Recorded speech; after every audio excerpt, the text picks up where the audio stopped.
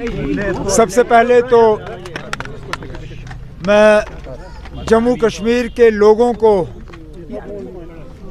दिल की गहराइयों से मुबारकबाद पेश करूंगा कि आखिरकार दोबारा 2018 के बाद जम्मू कश्मीर में एक जमहूरी निज़ाम कायम होगा।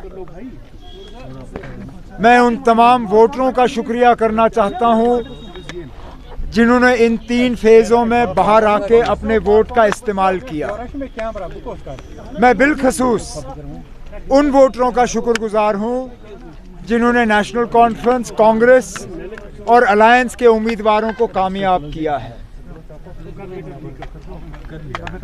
इस मैंडेट से एक बात तो बिल्कुल तय है कि आम तौर पे लोगों ने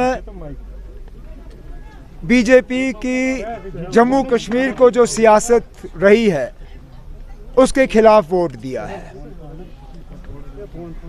बीजेपी ने जो पुरानी तंजीमों को, जिसमें खासकर नेशनल कॉन्फ्रेंस को सियासी निशाना बनाने की कोशिश की, हमें कमज़ोर करने की कोशिश की, हमारे मुतबादल यहाँ पे तंजीमें खड़ी करने की कोशिश की, आज उनका आम तौर पे देखा जाए तो नामो निशान जो है वो इस इलेक्शन में मिट गया है।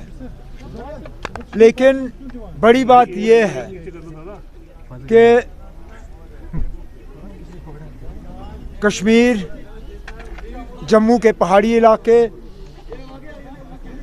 यहाँ वोटों का बंटवारा नहीं हुआ, वोट तकसीम नहीं हुए। मुझे लगता है लोगों ने बहुत समझदारी से अपने वोट का इस्तेमाल किया। अब हम जो अलायंस के लोग हैं, हमारी जिम्मेदारी बनती है कि हम इन 5 सालों में लोगों को एक साफ सुथरा और एक ऐसी हुकूमत दे जो लोगों की उम्मीदों पे बराबर उतर आए। उमर साहब, आपको लगता है लोगों ने वाकई सिचुएशन को समझा था, सोच समझ कर ये वोट दिए गए थे? एक्सपेक्टेशन फिलहाल जो नतीजे सामने आए हैं, और मैं माफ़ी चाहता हूँ 1-2 घंटे से तो मैं गाड़ी में ही घूम रहा था, तो लेटेस्ट पोजीशन मेरे पास है नहीं, लेकिन मैं ये ज़रूर कह सकता हूँ कि हमें शायद उम्मीद से ज़्यादा सीटें मिली हैं। अगर इस इलेक्शन से पहले आपने मुझे कहा होता कि नेशनल कॉन्फ्रेंस की ये पोजीशन होनी है तो मैं शायद उस चीज़ को मानता नहीं, खासकर पार्लियामेंट इलेक्शन में जो हमारा हाल हुआ। मैंने बीच में कुछ आप में से मीडिया वालों को ये भी कहा था, मैंने कहा था कि शायद हम गलती कर रहे हैं। जहां हमें रशीद का बारामूला में वेव पार्लियामेंट इलेक्शन में नज़र नहीं आया, इस बार हमने बढ़ चढ़ा के उसका वेव देखा जहां वेव था ही नहीं। और बहुत सी ऐसी पार्टियां जिनको शायद ये लगा था कि मरकज़ की मदद से वो कुछ हासिल कर सकेंगे, नहीं कर सके। मैं ये भी मानता हूं कि नेशनल कॉन्फ्रेंस को कुछ ऐसे लोगों से वोट मिले होंगे जो शायद नेशनल कॉन्फ्रेंस को कभी भी वोट देने के लिए तैयार नहीं थे, लेकिन इस बार सिर्फ और सिर्फ बीजेपी और बीजेपी की साजिशों को रोकने के लिए वो नेशनल कॉन्फ्रेंस को एक मौका देने के लिए तैयार थे।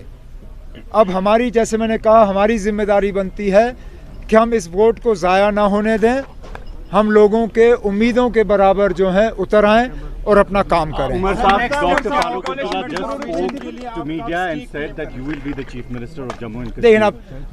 As grateful as I am for this vote of confidence reposed in me by the National Conference President, this is a decision for the legislative party of the National Conference. It is a decision to be taken by the allies together.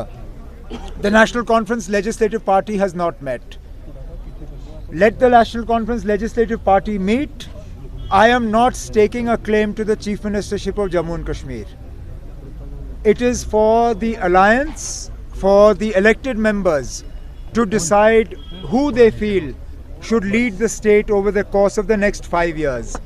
And that is as far as I'm willing to go.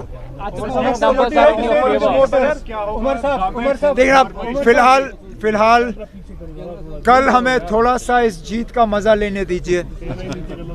मेरे साथी जो दूर दराज इलाकों में जीते हैं वो भी थोड़ा सा एक राहत का सांस लें। मुझे लगता है 1-2 दिन में हमें अपनी लेजिस्लेटिव पार्टी मीटिंग बुलानी होगी। उसमें नेशनल कॉन्फ्रेंस का लेजिस्लेटिव पार्टी लीडर चुना जाएगा। फिर अलायंस के साथ बैठ के हम तय करेंगे कि अलायंस को हेड कौन करेगा। उसके बाद जब हमें तमाम लेटर्स ऑफ सपोर्ट हासिल होंगे तो अलायंस की तरफ से लेफ्टिनेंट गवर्नर साहब से वक्त लिया जाएगा और हुकूमत बनाने का दावा किया जाएगा वहाँ पे। और फिर लेफ्टिनेंट गवर्नर साहब तक हैं कि वो अगला कदम क्या लेंगे। Are you satisfied with the performance of Congress? Are you satisfied with the performance of Congress? They have got just 6 seats.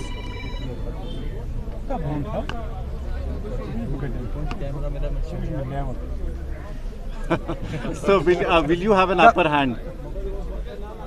We are grateful for all the seats that we've got. Could we have got more seats? Well, anybody can get more seats. But thank goodness we didn't get less than this.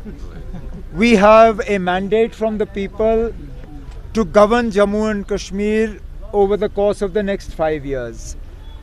And we have to make sure that we respect that mandate. I don't want to get into should we have had more, because then that's being greedy. हम अगर और मांगते तो शायद कम मिल जाते।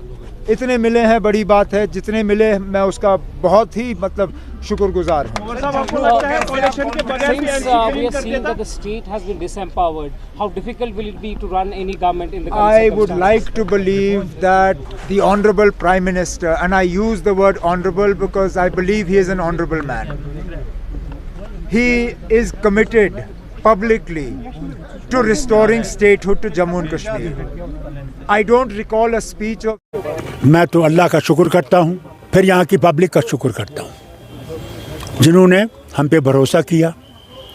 हमारा जो election manifesto था उस पर भरोसा किया और हम उम्मीद करते हैं कि अल्लाह में हमें हिम्मत दे इन जवानों के साथ कि हम लोग उस रियासत को फिर से बना सकें जो मोहब्बत में रहे और मोहब्बत में तरक्की करे और हिंदुस्तान का जो ताज है यह ताज फिर से चमकने लगे। काम किया है, मैं समझता हूँ इंशाअल्लाह इन 5 साल में ये और ज़्यादा काम करेंगे और लोगों के दिलों में अपने आप को बसाने की कोशिश करेंगे। नेशनल कॉन्फ्रेंस का रहेगा और मैं समझता हूँ उमर अब्दुल्ला बेहतरीन वज़ीर आला होंगे। हमें उम्मीद है कि इनका वादा है सुप्रीम कोर्ट में भी, पार्लियामेंट में भी, कि स्टेट को रिस्टोर करेंगे।